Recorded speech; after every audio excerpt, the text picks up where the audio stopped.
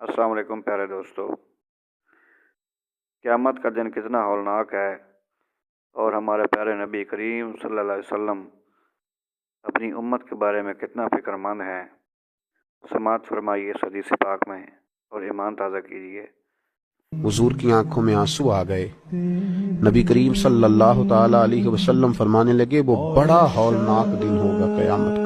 لوگ اس دن تلاش کریں گے کہ کوئی ایسا شخص ہمیں ملے، ضرورت محسوس کریں گے کہ جو ہمارا بوجھ اٹھائے۔ اب وہ شخص عرض کرتا ہے مالک میرے پاس تو کوئی نیکی نہیں ہے اور یہ کہہ رہا ہے میرے گناہ ہی اس پر ڈال دیے جائیں۔ تو نبی پاک علیہ الصلوۃ والسلام فرماتے ہیں اللہ تعالیٰ اس مدعی سے فرمائے گا ذرا سر تو اٹھا، جنت کی طرف تو دیکھ۔ تو وہ جنت کی طرف سر اٹھا کر دیکھے گا اور دیکھ کر عرض کرے گا مالک میں ایک چاندی کا شہر دیکھ رہا ہوں جس میں سونے کا محل بنا ہوا ہے، ہیرے جواہرات سے مرصع ہے وہ محل۔ اے مالک کون اس کا مالک بنے گا، یہ کس کو ملے گا؟ تو اللہ تعالیٰ فرمائے گا جو اس کی قیمت ادا کرے۔ تو عرض کرے گا مالک اس کی قیمت کون ادا کرے گا؟ تو اللہ تبارک و تعالیٰ فرمائیں گے تو بھی اس کا مالک بن سکتا ہے۔ تو بڑے تجسس سے بڑے شوق سے عرض کرے گا مالک میں کیسے مالک بن سکتا ہوں؟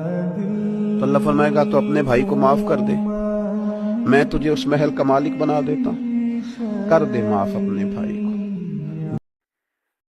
میرے چینل کو لائک اور سبسکرائب ضرور کریں۔